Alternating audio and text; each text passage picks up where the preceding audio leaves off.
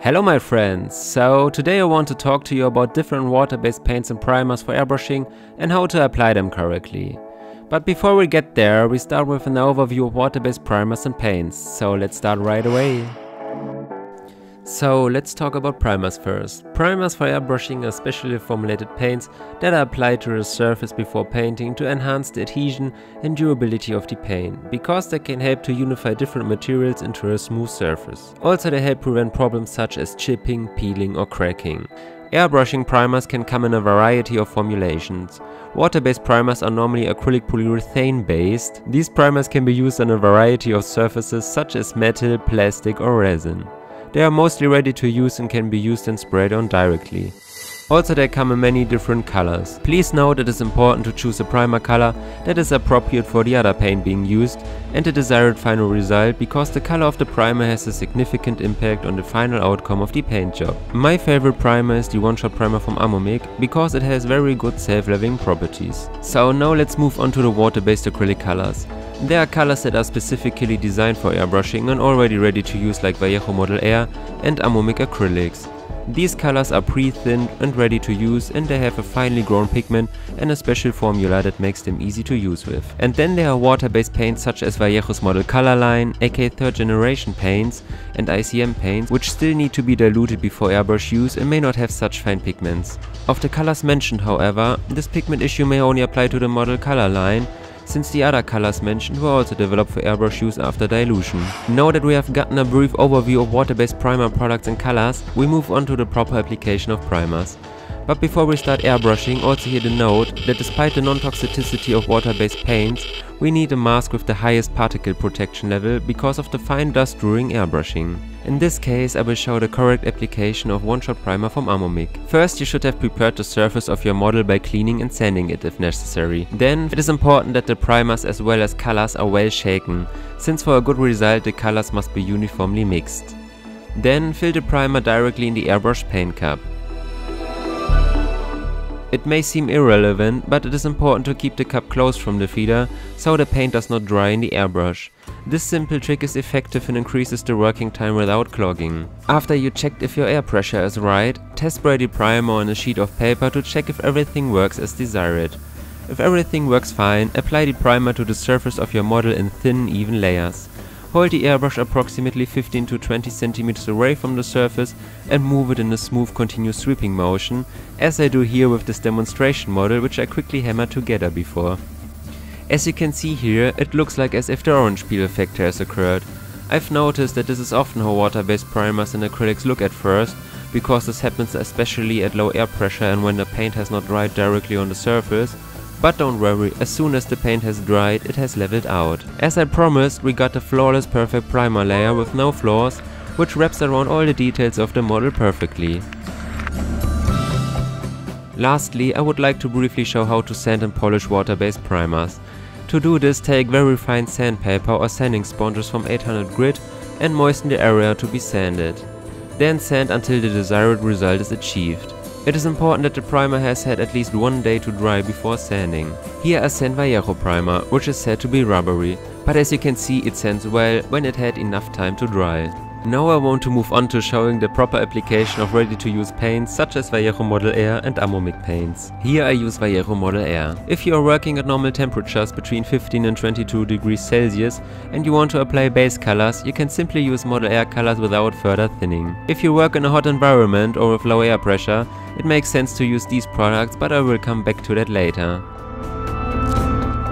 Again, make sure that the colors are well shaken. I've read negative reviews online about Vallejo Model Air colors, but from them it was obvious that the colors were not mixed well in advance. I recommend putting small mixing balls in each paint bottle to help mix the paint better when shaking. Then, fill the airbrush paint cup with the paint. Once again, keep the cup closed from the feeder so the paint does not dry in the airbrush. When you test sprayed the paint and are satisfied with the consistency and flow of the paint, start painting your model. Again, hold the airbrush about 15 to 20 cm away from the model and spray in thin layers, building up the color gradually. This very gradual application of the water-based colors is the biggest difference to solvent-based paints, which are usually opaque the first time they are sprayed over. However, in general it is always better to apply the color step by step, regardless of whether the colors are solvent-based or water-based, as this is the only way to ensure that you achieve a fine result and do not cover up too many details or run into problems with paint that is too thick and does not want to dry and other irregularities. But if you have problems with clogged nozzles, want to work more precisely and with lower air pressure, or it is very hot in your environment, I recommend adding these products. Here I prepare paint to paint very precise lines. To do this I use a 1:1 ratio of Flow Improver and Model Air, in this case 3 drops each. To mix the paint I use an oil brush. This picture I painted only with an airbrush. Now I use the diluted paint to create fine contrast lines. As you can see, it's no problem to paint fine iris details or thin wrinkles under and above the eye. However, it is always important for the project in goal to select the right balance of air pressure, distance and color consistency. These 3 variables always have a high influence on each other and the result, since it depends on them whether the colors splatter, run, are opaque, dry quickly or slowly, or other trouble occur. Therefore it is important to find the right balance.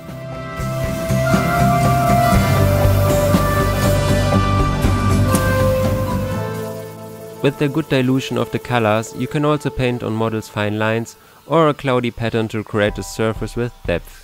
With the strong dilution you can make very subtle shading, as I show on this test model here.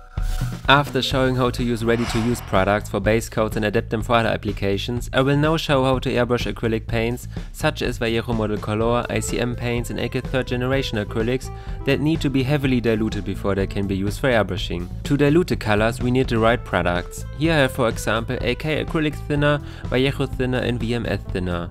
Even though all thinners work with all water-based paints from different companies, it is always a good idea to use the thinner from the brand from which you are using the paints, since these have always been developed and adjusted for these paints. My favorite thinner of the ones shown is the Vallejo thinner, as it works great and is the only true water-based thinner of these 3, as the other 2 have a small alcohol compound in them, this should be noted. In addition to the Vallejo thinner, these products that I have already presented can also be added to change the properties of the paint. Even though this should be clear, I mention it here again, because I've read many complaints on the internet about water-based paints, which indicated that these people diluted their water-based paints with solvents and complained that the paints did not work. There are a few exceptions where you can mix certain acrylics with certain alcohols, but it always has to be tested out and in my opinion is not the point of using water-based acrylics. Mineral spirits and most alcohols never work. They make the paint in the airbrush clog and difficult to clean, and that's no fun, trust me. In this case I show the thinning of ICM colors with Vallejo thinner.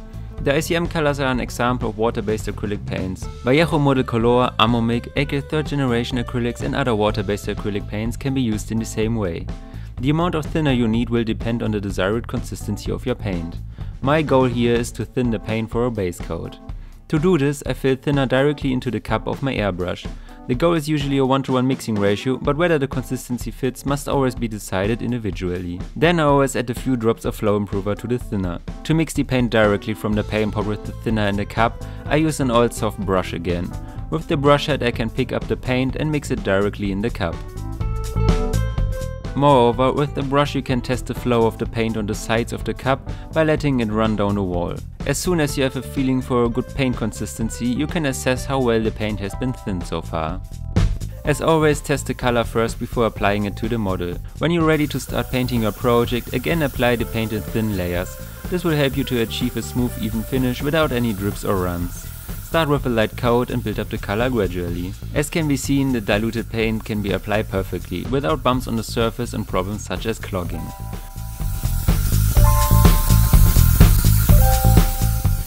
We have achieved a smooth finish. What I like about the ICM colors in particular is that they are dry ultra matte. Now I would like to give a short digression to AK 3rd Gen colors with the AK thinner, because in my opinion they are the most demanding but also the most versatile. On the one hand they can be sprayed on ultra fine with AK thinner and can thus cover all areas of application of lacquer colors, but on the other hand the gradual application is most important for them, as otherwise unsightly non-opaque color results can quickly occur.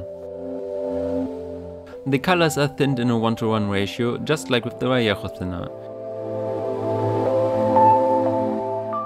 Here in the test you can see what a good color consistency should look like.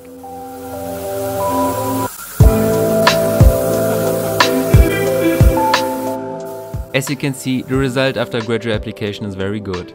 But the biggest advantage of these colors is that they can be applied very fine with the AK thinner, as I show in this example. These colors can therefore also be used for Martin Kovac's aka night shift technique, or spraying the colors on a black primer surface in a cloudy and very fine manner.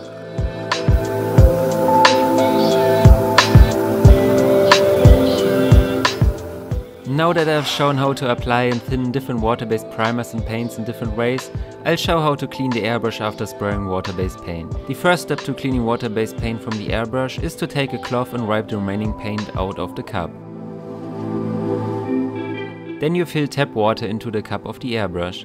Distilled water would be the best, but honestly it doesn't make much of a difference.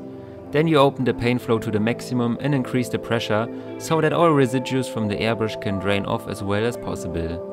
Then you spray until only clear water comes out of the airbrush. It is helpful to hold something in front of the nozzle and let the water flow back. The pressure releases many more residues. Once the water is clear, use a water-based airbrush cleaner. For the same reasons you can't dilute water-based paints with solvents, you shouldn't clean the airbrush with solvents either, as the opposite could happen and paint residue could stick in the airbrush interior. Only if your airbrush is catastrophically clogged and paint has completely dried inside, you can use solvent to soften the paint. But that should never happen if the airbrush is properly cleaned. To use the cleaner, fill it in the cup, mix it with water and completely spray it out. After the cleaning mixture has been sprayed out, disassemble the airbrush and wipe the paint residue off the needle. After that, the airbrush has to dry disassembled at least for 1 day. Finally, I would like to briefly show how to solve common problems that can occur while airbrushing water-based colors. Most airbrushing problems arise because the three variables I mentioned earlier are misaligned. For most problems, the paint is too thick or too thin, the air pressure is too high or too low, and the distance is too close. The right ratio is something you learn through experience. But if your paint is too thin and it looks as terrible as it does on my paint job here, there are two options. Firstly, you can mix in more paint and thicken the paint. But if option 1 is not possible or inconvenient, you can otherwise reduce the paint flow and increase the distance. Here I show how I applied the same thin paint to this test model by applying many very smooth coats from a greater distance. But still, that's not ideal. If the paint is too thick and only splatters, only thinning will help. If the paint is just slightly too thick, then increasing the pressure will also help, but honestly this is not recommended for quality results. If the paint does not flow with low air pressure and little paint flow and the nozzle clogs, as with this model color paint here, only further dilution or spraying more paint at a time will help. When applying over a large area, the nozzle should never clog if all the dilution tips I mentioned are followed. However, it can happen with such small and fine applications and colors that are less suitable for the airbrush. In order to release the nozzle again quickly, it helps to increase the paint flow and pressure of the airbrush. The color will carry away the clog. If not, you can allow the paint to flow back, as I have shown in the cleaning part, and this pressure will also unclog the nozzle. Otherwise, you can also clean the nozzle with a Q-tip, but that is rather inconvenient. If nothing else helps, you have to rinse the airbrush with water. So this was an introduction to the basics of applying water-based paints with an airbrush. As has been shown, very good results can be achieved with water-based paints in different areas of application if they are used correctly. Overall, it may be more difficult than dealing with lacquer-based paints, but it's definitely worth it.